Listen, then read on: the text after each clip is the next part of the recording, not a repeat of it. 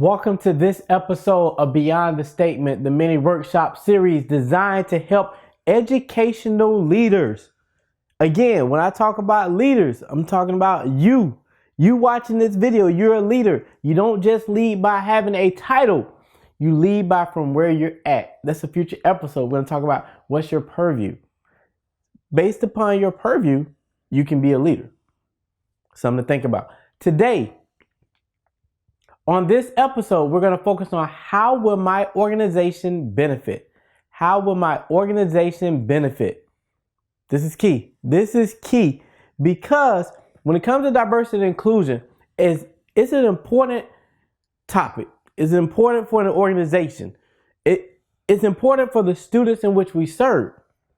But most organizations fail to act because they do not see a direct benefit. As always, every workshop has a goal. The goal for this workshop, identifying organizational benefits. That's going to be key. How will your organization benefit? I'm trying to build suspense as to why your organization will benefit, but why build suspense? This is why. Money, money, money, money, money. I want to play the song Money, Money, Money, but YouTube will block the video and song clip sometimes. But that's why your organization will benefit. That is how. Money, money, money. Every organization loves money. If you don't believe me, why do organizations constantly talk about and highlight, especially when on the corporate side, they highlight how much money they made, our quarterly statements. Then we think about it from the K-12 side. Money from the aspect of needing more funding. Money, money, money drives all of this. But if you're sincere in your diversity and inclusion efforts, it will bring you money. Again, a lot of you are watching as leaders like, Chris, we should not be focused on that capitalism and this money stuff. We need to focus on the students. I'm with you. I totally agree. We need to focus on students.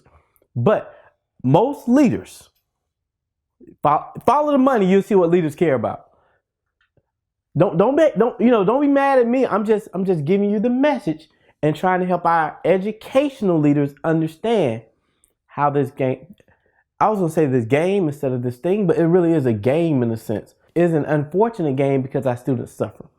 Now, fill in the blank. A lot of you still stuck on that money part. We're going to come back to it. Calm down. But diversity and inclusion is important, but you have to tie money to it at some point. You have to. That's how you get leaders to act. When it's like, oh, money is involved. We can make money. It's not just about spending money. Okay, I want to listen. I guarantee you send this video link to your educational leaders because it's talking about money. They're going to sit back and say, okay, let's see what this guy has to say. Be honest. I know how this works. This is the perfect time. I want you to fill in the blank. Education is a what?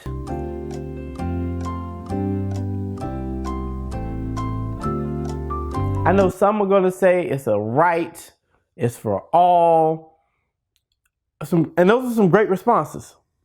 I want you all to understand, my leaders, my educational leaders, whether you like it or not, and some of you still are stuck on that money part.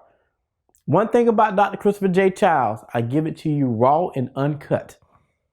Understand this. Education is a business.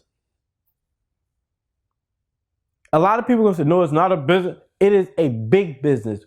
If it was not a business, why would there be a huge fight to control it? And when I say to control it, thinking about the initiatives that are out there, whether it's public schools, charter schools, private schools, homeschool, it is a business. That's why everyone wants to control. For me, I am for a good school, period. It can be public, it can be private, it can be charter, it can be home. I am for a good school that students receive a high quality education. What I am not for is for individuals to use those entities to say the other one is not as good, etc. And they're not saying it's not as good because it's really not good. They're saying it because what? They want that money. That's why I hate a lot of the movements right now because it's focused on the money. It has nothing to do with educating students. Now, diversity and inclusion, it focuses on students. But I'm doing this workshop to get people to understand how, as an educational leader, the components in addition to the students that we have to face in understanding diversity and inclusion and its benefits to your organization. So how will your organization benefit from its diversity and inclusion efforts? This workshop is short, sweet, to the point. I'm going to give you usually I give you some suspense.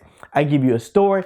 I'm direct. Why am I direct? Because I know as leaders what leaders are thinking about. Hey, I have people to be accountable to, etc., etc. I'm going to be straight, point to direct. So you can't leave and say, you know, Chris, he gave a great story like he always does in these workshops, and he did a lot of stuff, some theatrics, but I really don't understand the benefits. No, I'm going to give you bulleted point benefits right now. Increase productivity and creativity skill sets. When you have a diverse and inclusive environment, it changes the culture in regards to how people think and how people perform. Why? Because they know we're truly in this together, and it's not this divide where I have to try to assimilate to someone else or I have to play the game. Everyone can be their authentic self. It increases your productivity within your organization. Reduce employee turnover. Your employees won't be leaving into the corporate structure. In K-12 setting, you won't constantly be looking for new educators. Why? Because the environment is conducive to, once again, working together. People actually like to be there. If you look at surveys of why people leave, a lot of them leave because of toxic climates. Some of them leave because of pay. Some of them leave because of some other things beyond your control. But what is within your control is the environment and that culture as it relates to diversity and inclusion. People won't leave if they feel they're valued based upon who they are, and they're included in the decision-making process. How hard is it when you're making these great decisions to bring other voices to the table and actually be there and listen to them? Another organizational benefit, improve PLC'S, professional learning communities. This is there are some buzzwords in education, some hot topics in education. PLCs are one of them. This will improve your PLCs. Why? Because you have multiple voices at the table. This is what I get a lot. You know, Chris, unfortunately within our organization, we don't really have a lot of diversity because of where we're at in the country or the job that we perform. Nowadays, with video conferencing technology, you can diversify your environment. Well, Chris, they're not employed here. They can be external consultants, they can be volunteers, but there's no excuse for not having diverse environments across the board, even in your PLC structures. And again, PLC structures differ and they have variety, but at its core, you're bringing people together.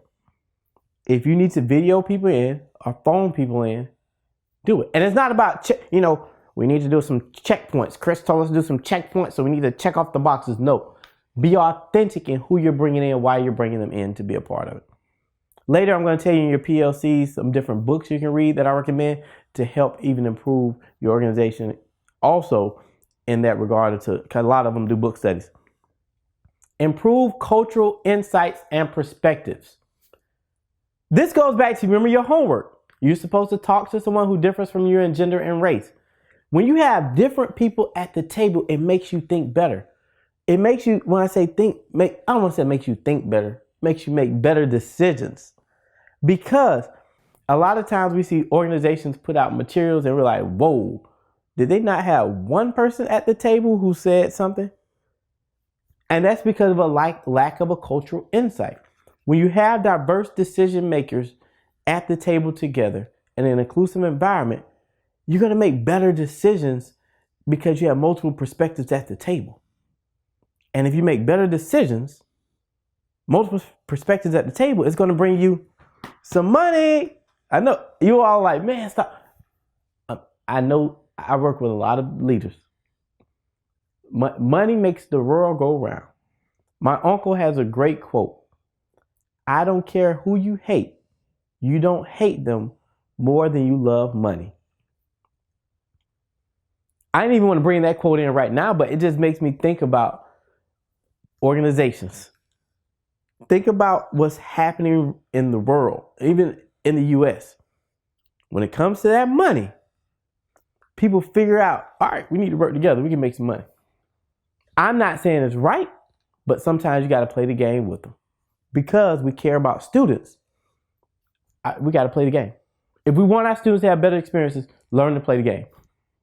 This is for leaders. These are the leadership things you don't get in those books. We're going to talk about the books that leaders read also.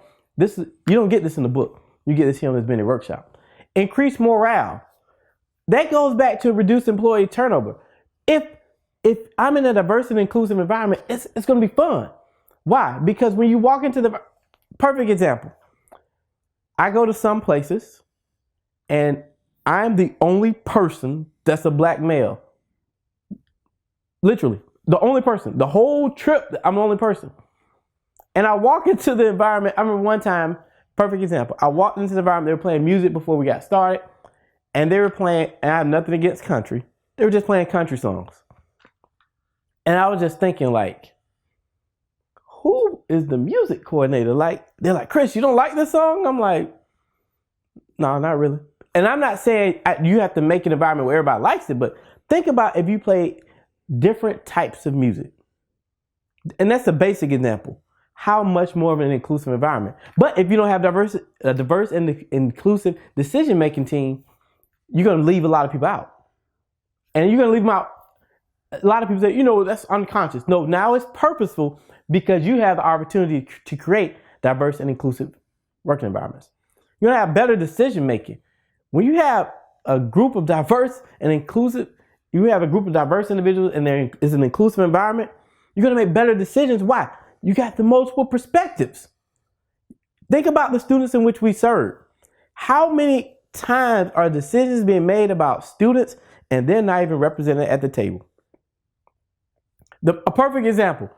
I work with a lot of entities now. They're creating English learner materials. I think that's great. If you know me, I love to learn about language acquisition. But guess who is creating the materials? Individuals who do not speak a second language, who have not even tried to learn a second language, and they're creating materials that are going to help English learners. Goes back to using video. There's no reason you should be meeting in 2020 and beyond and not have diverse decision making at the table. All right, I'm trying to stay focused. Stay focused because I go on my riff and just let loose. All right, improve student achievement. Ultimately, we keep saying we want students to do well. We care about all students. If you're not creating environments for them based upon the diversity of your decision makers or your product makers, do you really care? I'm just saying. I don't shoot the messenger, but understand your student achievement is going to improve. There's a study out there. If students have at least one black teacher, it improves their success. One, not two, not the one. So imagine if a student had one Hispanic teacher, one Asian teacher. Not only does it improve their success, it improves their understanding of the world around them. They get exposed to something different. Not just this one lane system that we have. Same thing within your organization. You're saying, well, Chris, we're not really in an organization. We're looking at profits and loss statements. We really don't worry about achievement like that. We know it helps. It improves your products. I look at my email is full with different products or check this out. A lot of it is CRAP. And I know I know the design teams, etc. I'm like, all right, you're making a product for students. All right, cool. Look at your design team. In this case, a bunch of young dudes. All right, so you really think you all have a good idea and a good feel. But Chris, it's a diverse group of young dudes, different races. That's great. I got daughters. I'm not saying be stereotypical, but I'm saying it would help if you had a diverse design team. You'll have better products. Think about how many times you go in a classroom with the coach, that person is the coach. Everything is through the coach's lens. And I'm like, I say dude or girl, either or, because it goes both ways. Like, all these students don't like your sport that you coach. You got to think about everybody so it improves your products. Lastly, the most important benefit that every educational leader cares about. It's going to improve your profits. It got real quiet all of a sudden. When I say improve your profits from the corporate piece, it's easy. You're going to see more money.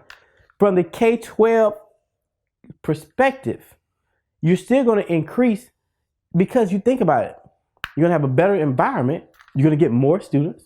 You're going to have more opportunities to get funding. You're going to have more people want to research within your environment and do different things. So it's going to increase your funding sources. So for one, increasing profits, the other one, increasing money. You know, Chris, you keep talking about this money thing. If it wasn't about the money, why is there an issue every year? Schools are getting defunded. But everybody else is getting funded. Why, if it wasn't about the money, why are teachers not paid what they should be paid?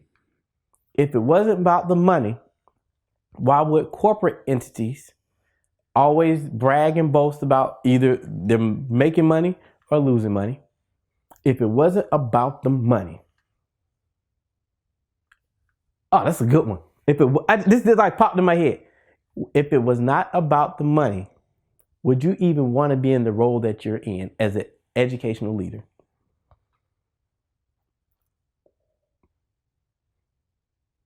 Think about that. If it wasn't about the money, would you even do what you're doing? Be honest with me. I'm going to make it even more. Teachers. I said teachers and leaders. I'm with you. But now I'm speaking directly to administrators, executives, VPs, superintendents, state board of education leaders. Let's make it even more plain. I'm speaking to anyone who's a leader that makes more than $100,000 a year or more. We're going to make it personal. As an education, and some people watching these videos are making millions of dollars. If it was not about the money, would you forego your $100,000 a year plus salary and make what the average teacher makes and still do your job? Be real. Be real. It's about that money. There's nothing else. Let's go. Homework. What are your next steps? How will your organization benefit? I gave you specifics. So your leaders, I'm saying your leaders, because some of you are sending it to your leaders, some of your leaders watching, you know specifically the benefit. You know specifically the benefits. Now I'm going to teach you in the future workshops how to get you there. I want to say how to get you there through a diverse and inclusive environment and give you practical steps. But here's your homework.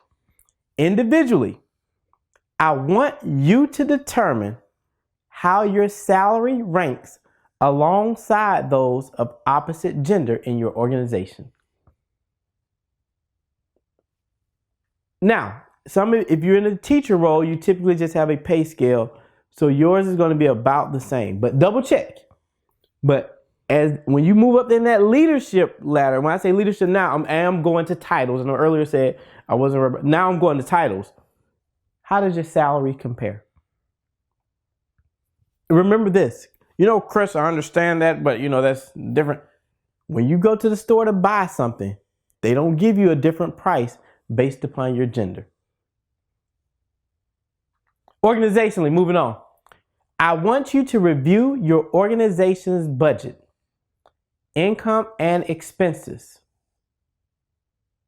Identify specific vendor names for high ticket sales and purchases. So from education leaders, what I want you to do again, I'm a teacher at heart, so I break it down. I want you to look at your budget. What's coming in? What's going out? Also, I want you to look at that budget. Who is your organization paying the most money to Okay. Like, different vendors, but then also who is buying the most from you. Accounts payable can help with this one. And they can tell you. And again, they may not give you some micro, they can give you some macro pieces in regards to that budget. And you're probably like, Chris, what does the budget versus money? All right, y'all back with me. And this, any budget is a moral statement of priorities. I'm done. How will your organization benefit? This has been Dr. Christopher J. Childs. Check us out on the next workshop. Short, sweet, to the point. Diversity and inclusion. I'm breaking it down to you all. You can't say, I don't understand. We could say, I don't understand. And that's why you can still reach out to me. So you can understand. You can shoot me an email. You can hit me up on Twitter. You can hit me up on the website. But with diversity and inclusion to my educational leaders, I am walking you through this process. By the end of this, you will have specific steps going forward, and you can get started immediately on your diversity and inclusion efforts. Not one of those we need to review it, not one of those we need to take a survey. You can get started today.